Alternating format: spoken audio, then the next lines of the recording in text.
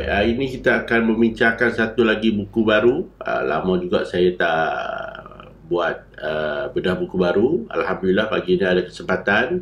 Saya akan membincangkan sebuah lagi buku baru.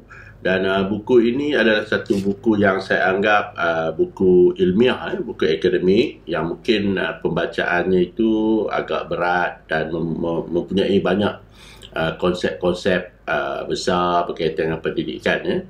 Dan saya kenalkan ini bukunya, Official Knowledge dan Democratic Education in the Conservative Age. Inilah sebuah buku yang telah ditulis oleh Michael Apple. Michael Apple memang seorang pemikir yang cukup terkenal dalam bidang sosiologi pendidikan, dan beliau banyak menulis. Saya sempat mengikuti banyak tulisan-tulisan beliau semasa belajar dahulu, dan kami di kalangan rakan-rakan pendidikan semasa belajar dulu sering mewacanakan tulisan-tulisan oleh Michael Apple ni. Dan inilah buku edisi ketiga, cetakan ketiga. Sebenarnya buku ini bukanlah buku baru dalam konteks penerbitan, tetapi telah diulang cetak 3 kali kerana mendapat sambutan yang baik. Dan banyak perbincangan-perbincangan dalam buku ini relevan bukan sahaja di negara sebelah barat, tetapi juga di kalangan negara-negara seperti negara kita. Buku ni harganya RM186 kalau kita beli di Amazon, dan di Kinokuniya pun ada. Saya pernah jumpa buku ini, tapi harganya mungkin lebih sedikit daripada apa yang dijual di Amazon. Buku ini sebab 235 buku surat dan membincangkan tentang konsep official knowledge. Ini satu topik yang saya fikir cukup relevan dengan negara kita, kerana konsep official knowledge ini mempunyai wacananya yang tersendiri. Apa yang kita maksudkan dengan official knowledge, dan bagaimana official knowledge itu menyulami dalam pembentukan pengetahuan masyarakat di sebuah negara. Baik, buku ini diterbitkan ataupun ditulis dalam 10 bab utama, dan setiap bab itu membincangkan secara detail ataupun secara teliti berkaitan dengan official knowledge ini. Misalnya, bab pertama membincangkan tentang the politics of official knowledge, politik knowledge yang dianggap sebagai official ataupun secara yang resmi. Kemudian politic of common sense. Kemudian cultural politics and tax. Kemudian bagaimana regulating ataupun official knowledge ini diregulatekan dalam masyarakat. Kemudian kita melihat bagaimana they captive the audience. Maksudnya bagaimana official knowledge ini tersemat ataupun tersimpan dalam pengetahuan ataupun memori masyarakat setempat. Kemudian bab 6, whose curriculum is this anyway? Maksudnya bila kita membicarakan soal pendidikan, kita membicarakan soal curriculum, tapi curriculum siapa yang sebenarnya kita belajar, tentang siapa. Jadi dibincangkan oleh Apple dalam buku ini. Kemudian dia juga membicarakan tentang pembentukan ilmu-ilmu baru di sekolah. Selalu kita bercakap ilmu baru ni di peringkat universiti dan sebagainya, tapi sebenarnya sekolah sebagai satu institusi pendidikan juga sebenarnya menerbitkan ilmu-ilmu baru.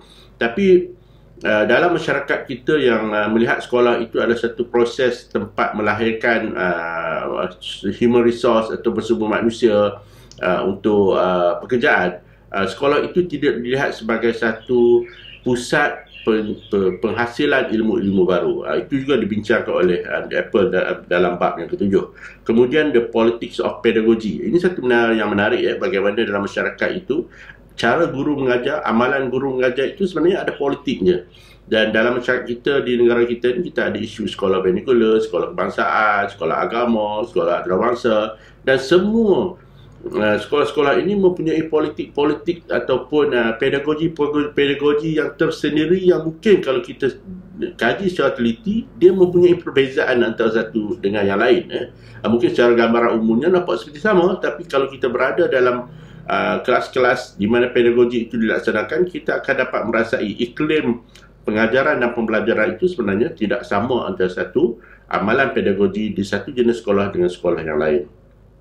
Kemudian bab yang 9 membincangkan tentang bagaimana pengurusan official knowledge ini dilakukan dalam peringkat universiti, bukan hanya di sekolah tapi juga di peringkat universiti, bagaimanakah bentuk the management ataupun bentuk official knowledge yang dilaksanakan melalui kursus-kursus wajib universiti dan sebagainya. Kemudian yang ke-10, bagaimanakah official knowledge ini terikat dengan masyarakat dan bolehkah dia dengan mudah berubah ataupun dia akan kekal, sesiapa pun yang memerintah dia akan kekal gitu ataupun dia berubah-berubah mengikut politik semasa. Baik, itu adalah antara bab-bab yang terkandung dalam buku ini, dan saya rasa buku ini memang beratlah bacaan dia, satu buku yang cukup akademik dan cukup ilmiah untuk kita membicarakan isu-isu berkaitan dengan pembentukan official knowledge ataupun pengetahuan yang resmi, yang dikatakan sebagai resmi itu dalam sistem pendidikan di sesebuah negara. Baik, dalam negara kita, kita mewarisi apa yang telah ditinggalkan oleh penjajah dalam sistem pendidikan. Jadi saya selalu sebut Malaysia adalah sebuah negara yang mengamalkan sistem pendidikan penjajah. Saya tidak menyebut bahawa Malaysia mengamalkan sistem pendidikan barat, sebab apabila kita bandingkan satu struktur pendidikan penjajah dengan satu sistem pendidikan barat ataupun pemikiran barat dalam sistem pendidikan di negara mereka, sebenarnya berbeza. Perbezaan itu banyak dipengaruhi oleh tujuan dan matlamat mengapa sistem pendidikan itu dibentuk. Apabila penjajah menjajah negara kita, maka sistem pendidikan itu dibina, dirangka untuk tujuan-tujuan memenuhi dan juga mencapai matlamat kolonial. Itu berbeza apabila mereka membina sistem pendidikan di negara mereka sendiri, di mana tujuan-tujuan pendidikan di negara mereka itu tujuannya untuk mencapai sebuah masyarakat yang lebih maju dan sebagainya. Ini perbezaan yang besar antara sistem pendidikan penjajah dan juga sistem pendidikan barat. Tapi malangnya apabila kita merdeka, kita meneruskan pewarisan sistem pendidikan itu dengan andaian apa yang kita warisi itu adalah satu sistem pendidikan barat yang maju, yang kita ingin lihat bahawa kita setara dengan mereka, dan melihat bahawa modernisasi dalam sistem pendidikan itu sebagaimana yang kita lihat di barat, kita mungkin tertipu, mungkin watak-watak kita tertawan ataupun minda-minda kita tertawan dengan apa yang kita faham sebagai sistem pendidikan barat yang sebenarnya sangat berbeza dengan sistem pendidikan penjajah. Jadi bila kita membaca buku ini, The Official Knowledge ini juga membawa maksud yang hampir sama pembicaraannya. The Official Knowledge is about adakah dia berkaitan dengan satu sistem pendidikan yang mempunyai matlamat atau tujuan-tujuan untuk menguasai masyarakat, untuk memajukan masyarakat, dan ataupun untuk meminggirkan sebahagian masyarakat tanpa kita sedar. Jadi buku ini cukup menarik sebab dia mencabar minda kita dan dia memberi kita satu bentuk pemahaman yang kita tidak boleh selamanya bergantung kepada konsep official knowledge yang kita terima daripada pihak lain secara membuta tuli.